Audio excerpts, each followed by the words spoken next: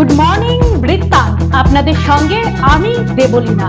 চোখ রাখবো আজকের মর্নিং আপডেটে। আমাদের সঙ্গে টেলিফোনে রয়েছেন আমাদের প্রতিনিধি, তার কাছ থেকে শুনে নেব আজকের আবহাওয়ার রিপোর্ট। দেখো দেবলীনা, উত্তরবঙ্গ জুড়ে কিন্তু যে শীতের প্রকোপ শুরু হয়েছে, যে শৈত্যপ্রবাহ শুরু হয়েছে, তা কিন্তু আজ থেকে মোটামুটিভাবে গোটা পশ্চিমবঙ্গ জুড়ে কিন্তু শুরু হলো। এই প্রকোপে কিন্তু তাপমাত্রা দার্জিলিং হিমালয়ের কোথাও কোথাও, বিশেষ করে সান্দাকফু, ফালুট সহ কোথাও কোথাও কিন্তু তুষারপাতের সম্ভাবনা তৈরি করেছে।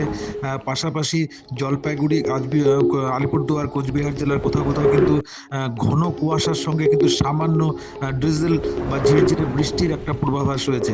পাশাপাশি মধ্যবঙ্গের 3 জেলা, উত্তর দিনাজপুর, দক্ষিণ দিনাজপুর এবং মালদা জেলার ক্ষেত্রে ঘন কুয়াশা থাকবে। সকাল থেকে রৌদ্র করজ্জ্বল আবহাওয়া থাকবে না। একেবারে শেষ দিকে খানিকটা সূর্যের আলো দিনের বেলা উঠতে পারে, তবে সামগ্রিকভাবে কিন্তু আকাশ সারাদিন কুয়াশাযুক্ত থাকবে, এমনটাই পূর্বাভাস আবহাওয়া দপ্তরের। পাশাপাশি তাপমাত্রাও কিন্তু 6 থেকে 8 ডিগ্রি সেন্টিগ্রেডের মধ্যে ঘোরাফেরা করবে, এমনটাই পূর্বাভাস। পাশাপাশি দক্ষিণবঙ্গেও কিন্তু একটা শৈত্যপ্রবাহ, একটা শীতল আবহাওয়া, শীতল বাতাস কিন্তু প্রবাহিত হবে, এমনটা পূর্বাভাস রয়েছে। সমগ্র পশ্চিমবঙ্গ জুড়ে শীতের প্রকোপ বজায় থাকবে এবং আগামী 16 তারিখ পর্যন্ত এমনটাই পূর্বাভাস রয়েছে আবহাওয়া দপ্তরের পক্ষ থেকে। গ্রহ, নক্ষত্র, তিথি অনুযায়ী কেমন যাবে আজকের দিনটি, কি বলছে রাশিফল, শুনে নেব আমাদের প্রতিনিধির কাছ থেকে। জয় মাতৃনয়নী। আজ অর্থাৎ 7ই জানুয়ারি 2026, 22শে পৌষ, বুধবার, চতুর্থী তিথি। চলুন জেনে নেই আজকের রাশিফল। মেষ রাশির জাতক জাতিকার ক্ষেত্রে আশা আকাঙ্ক্ষা বৃদ্ধি পাবে আজকের দিনে। বৃষ রাশির জাতক জাতিকার ক্ষেত্রে মানসিক দুশ্চিন্তা বৃদ্ধি পেতে পারে। মিথুন রাশির জাতক জাতিকার ক্ষেত্রে রোগ ব্যাধিতে কষ্ট পেতে হবে আজকের দিনে। কর্কট রাশির জাতক জাতিকার ক্ষেত্রে স্বাস্থ্যহানি হতে পারে।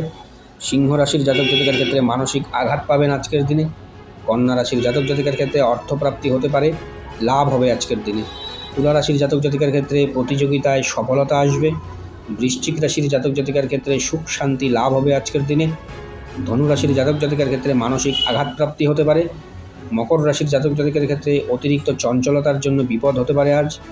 কুম্ভ রাশির জাতক জাতিকার ক্ষেত্রে ঝগড়া বিবাদে জড়িয়ে পড়বেন আজকের দিনে। মীন রাশির জাতক জাতিকার ক্ষেত্রে শত্রু নাশ হবে এবং মিত্র বৃদ্ধি হতে পারে আজকের দিনে। দেখে নেব গত 24 ঘন্টার খবরের দুরন্ত আপডেট। ওবিসি সমাজের প্রতি রাজ্য সরকারের বঞ্চনা, ধর্মের ভিত্তিতে ওবিসি সংরক্ষণের বিরোধিতা এবং ওবিসি সমাজের অধিকার রক্ষার দাবিতে বিক্ষোভ ও ধর্ণা কর্মসূচি পালন করল উত্তর দিনাজপুর জেলা বিজেপি। মঙ্গলবার রায়গঞ্জ শহরের ঘড়ি মোড়ে রবীন্দ্রনাথ ঠাকুরের পূর্ণাবয়ব মূর্তির সামনে এই বিক্ষোভ সমাবেশ অনুষ্ঠিত হয়। এদিন রাজ্যের মুখ্যমন্ত্রী মমতা বন্দ্যোপাধ্যায় ও শাসক দল তৃণমূল কংগ্রেসকে তীব্র কটাক্ষ করেন বিজেপি নেতৃত্ব। জেলার বিভিন্ন প্রান্ত থেকে বিজেপির নেতা কর্মীরা এই কর্মসূচিতে যোগ দেন। সমাবেশে বক্তব্য রাখতে গিয়ে বিজেপির রাজ্য ওবিসি মোর্চার সভাপতি অমিত সাহা অভিযোগ করেন, ধর্মের ভিত্তিতে ওবিসি সার্টিফিকেট প্রদানের ফলে রাজ্য সরকার বারবার আদালতে মুখ থুবড়ে পড়েছে। তিনি বলেন, এর জেরে প্রায় 12 লক্ষ ওবিসি সার্টিফিকেট বাতিল হয়েছে, যা প্রকৃত ওবিসি সমাজের জন্য মারাত্মক ক্ষতিকর। সংখ্যালঘু ভোট ব্যাংকের স্বার্থে রাজ্য সরকার ভারতীয় সংবিধানকে অবমাননা করেছে বলেও তিনি অভিযোগ করেন। রায়গঞ্জ লোকসভা কেন্দ্রের সাংসদ কার্তিক চন্দ্র পাল আবারও একবার জেলার রেল উন্নয়ন নিয়ে রেল আধিকারিকদের সঙ্গে আলোচনায় বসলেন। মঙ্গলবার কাটিহার ডিভিশনের ডিআরএম কিরেন্দ্র নাড়ার সঙ্গে বৈঠকে বসেন তিনি। বৈঠকে উপস্থিত ছিলেন এডিআরএম সহ অন্যান্য রেল আধিকারিকরা। এদিন বৈঠকে সাংসদ কার্তিক চন্দ্র পাল প্রস্তাবিত এবং চলমান কাজগুলি নিয়ে বিস্তারিত আলোচনা করেন। অমৃত ভারত প্রকল্প, রায়গঞ্জ সহ বেশ কয়েকটি স্টেশনের আধুনিকীকরণ, রাধিকাপুরের পিট-ও-সিক লাইনের কাজের খোঁজ খবর নেন তিনি। সেই সঙ্গে ইন্টারসিটি এক্সপ্রেসগুলি বাতিল হওয়ার কারণ নিয়েও আলোচনা করেন। এই প্রসঙ্গে ডিআরএম কিরেন্দ্র নাড়া জানান, খুব দ্রুত কাজগুলি সম্পন্ন করা হবে। গোয়ালপুকুরের পাঞ্জিপাড়ার নিয়ামতপুর এলাকায় দুষ্কৃতীদের ছোড়া গুলিতে জখম 2 যুবক। মঙ্গলবার সন্ধ্যায় এই ঘটনায় এলাকায় তীব্র চাঞ্চল্য ছড়িয়ে পড়ে। জখম দুই যুবকের বাড়ি গোয়ালপুকুর থানার সাতভিটা এলাকায়। বাইকে করে মজলিশপুর থেকে বাড়ি ফেরার পথে পেছন দিক থেকে বাইকে করে দুই দুষ্কৃতী গুলি করে পালিয়ে যায়। তবে কী কারণে ওই দুই যুবককে গুলি করলো দুষ্কৃতীরা তা এখনো স্পষ্ট জানা যায়নি। জখমদের উদ্ধার করে ইসলামপুর মহকুমা হাসপাতালে নিয়ে আসা হয়েছে। ঘটনার তদন্ত শুরু করেছে গোয়ালপুকুর থানার পাঞ্জিপাড়া ফাঁড়ির পুলিশ। 2 রাউন্ড গুলি চালিয়ে স্বর্ণ ব্যবসায়ীর ব্যাগ ছিনতাই। ইসলামপুরের রামগঞ্জ বাজার এলাকায় এই ঘটনায় আতঙ্ক ছড়িয়েছে। সিসিটিভি ফুটেজ দেখে তদন্ত শুরু করেছে ইসলামপুর থানার পুলিশ। স্থানীয় সূত্রে জানা গিয়েছে, স্বর্ণ ব্যবসায়ী আরতি দাস দোকানের এক কর্মীর সঙ্গে নিয়ে সন্ধ্যা নাগাদ বাড়ি ফিরে আসেন। ঘরে প্রবেশ করতেই পেছনে থাকা তার কর্মীকে ধরে ফেলে দুষ্কৃতীরা। কর্মীর হাতে থাকা দুটি ব্যাগ ছিনতাই করে পালাতে থাকে দুষ্কৃতীরা। সেই সময় স্থানীয়রা দুষ্কৃতীদের ধাওয়া করলে 2 রাউন্ড গুলি চালিয়ে চম্পট দেয় তারা। এই তাড়াহুড়োর মধ্যে দুষ্কৃতীদের হাত থেকে একটি ব্যাগ পড়ে যায়, তবে অন্য আরেকটি ব্যাগ নিয়ে পালাতে সক্ষম হয়েছে দুষ্কৃতীরা। প্রতিদিনের প্রতি মুহূর্তের খবরের আপডেট পেতে চোখ রাখুন নিউজ বৃত্তান্তের ফেসবুক পেজে। সাবস্ক্রাইব করুন নিউজ বৃত্তান্ত ইউটিউব চ্যানেলকে।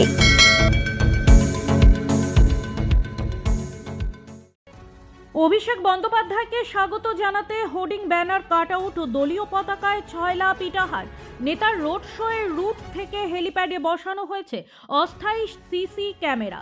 শেষ মুহূর্তের প্রস্তুতি খতিয়ে দেখতে ব্যস্ত বিধায়ক মোশাররফ হোসেন সহ ব্লক তৃণমূল নেতৃত্বরা। এমনকি রাস্তার ধারে কর্মীদের সঙ্গে পতাকা বাঁধলেন খোদ বিধায়ক।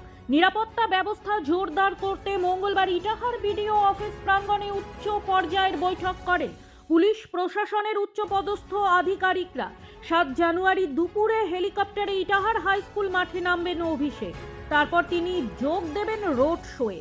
দলীয় সূত্রে খবর, এই রোড শো ইটাহারের সরাইদিঘি 12 নম্বর জাতীয় সড়ক থেকে শুরু করে ইটাহার সদর এলাকা পরিক্রমা করবে। সম্ভবত চৌরঙ্গি মোড় এলাকায় গাড়ি থেকে কর্মী সমর্থক ও সাধারণ মানুষের উদ্দেশ্যে বক্তব্য রাখবেন অভিষেক। বিধানসভা নির্বাচনের প্রাক্কালে ইটাহারে অভিষেকের রোড শোকে বিশেষ তাৎপর্যপূর্ণ বলেই মনে করছে জেলার রাজনৈতিক মহল। ফলে অভিষেককে ইটাহারে স্বাগত জানাতে কোনো খামতি রাখতে নারাজ তৃণমূল কংগ্রেস। ইটাহার সদর এলাকার রাস্তার দুধারে মমতা বন্দ্যোপাধ্যায় ও অভিষেকের ছবি দেওয়া প্রায় 3000 বড় বড় হোর্ডিং, ব্যানার, কাটআউট ও দলীয় পতাকা লাগানো হয়েছে। পাশাপাশি লাগানো হয়েছে প্রায় 10,000 দলীয় পতাকা। দলের পক্ষ থেকে হেলিপ্যাড, গ্রাউন্ড সহ রাস্তায় বসানো হয়েছে প্রায় 30টি অস্থায়ী সিসি ক্যামেরা। সেখান থেকে চলবে নজরদারি। ভিড় সামলাতে সদর এলাকায় জাতীয় সড়কের ডিভাইডারে লাগানো হয়েছে বাঁশের ব্যারিকেড। এদিন দুপুরে শেষ মুহূর্তের প্রস্তুতি খতিয়ে দেখলেন বিধায়ক, ব্লক সভাপতি কার্তিক দাস, যুব সভাপতি মোজাফফর হোসেন সহ অন্যান্যরা। শতবর্ষের পথে আরও এক ধাপ এগোলো হেমতাবাদ আদর্শ বিদ্যালয়। বিদ্যালয়ের পতাকা উত্তোলন ও হেমতাবাদ সদর এলাকায় বর্ণাঢ্য শোভাযাত্রার মধ্যে দিয়ে মঙ্গলবার দুপুরে শুরু হলো বিদ্যালয়ের 96তম প্রতিষ্ঠা দিবস উদযাপন। এলাকার বিশিষ্টজন, স্থানীয় প্রশাসন, শিক্ষক, শিক্ষিকা, প্রাক্তন ও বর্তমান ছাত্রছাত্রীদের নিয়ে প্রথমে একটি শোভাযাত্রা হেমতাবাদ সদর এলাকা পরিক্রমা করে। পরে বিদ্যালয় প্রাঙ্গণে নাচ, গান সহ মনোজ্ঞ সাংস্কৃতিক অনুষ্ঠান অনুষ্ঠিত হয়।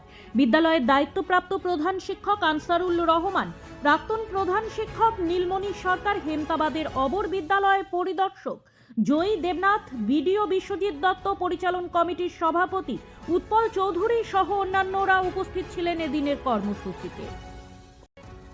কোচ রাজবংশী ভাষা ও সংস্কৃতির ঐতিহ্যকে বিশ্ব দরবারে তুলে ধরতে আগামী 10 ও 11 জানুয়ারি আন্তর্জাতিক কোচ রাজবংশী সাংস্কৃতিক সমারোহ 2026 অনুষ্ঠিত হতে চলেছে রায়গঞ্জে। এই বর্ণাঢ্য সাংস্কৃতিক সমারোহের আয়োজন করছে জুগারিয়া রাজবংশী ভাষা শিক্ষক সমিতি। অনুষ্ঠানের স্থান হিসেবে নির্ধারিত হয়েছে রায়গঞ্জের মেহেন্দি গ্রাম প্রাইমারি স্কুলের মাঠ। ইতিমধ্যেই মাঠ প্রস্তুতি, মঞ্চ নির্মাণ, আলোকসজ্জা ও সাংস্কৃতিক পরিকাঠামো গড়ে তোলার কাজ জোর কদমে চলছে। আয়োজক সংস্থার পক্ষ থেকে জানানো হয়েছে, এবারের সমারোহে দেশ বিদেশের কোচ, রাজবংশী, শিল্পী, গবেষক ও সংস্কৃতি কর্মীরা অংশগ্রহণ করবেন। এই আন্তর্জাতিক সমারোহে কোচ রাজবংশী লোকসঙ্গীত, নৃত্য, নাটক, লোকবাদ্য পরিবেশনা ছাড়াও ভাষা, সাহিত্য ও ইতিহাস বিষয়ক আলোচনা সভা, প্রদর্শনী এবং স্মারক প্রকাশের পরিকল্পনা রয়েছে। বিশেষভাবে গুরুত্ব দেওয়া হচ্ছে নতুন প্রজন্মের মধ্যে রাজবংশী ভাষা ও সংস্কৃতি চর্চার প্রসারে। গুড মর্নিং বৃত্তান্ত আজ এই পর্যন্তই। ঘরে বাইরে খবরে থাকুন, চোখ রাখুন নিউজ বৃত্তান্তে। নিউজ বৃত্তান্ত, হলুদ নয়, স্বচ্ছ।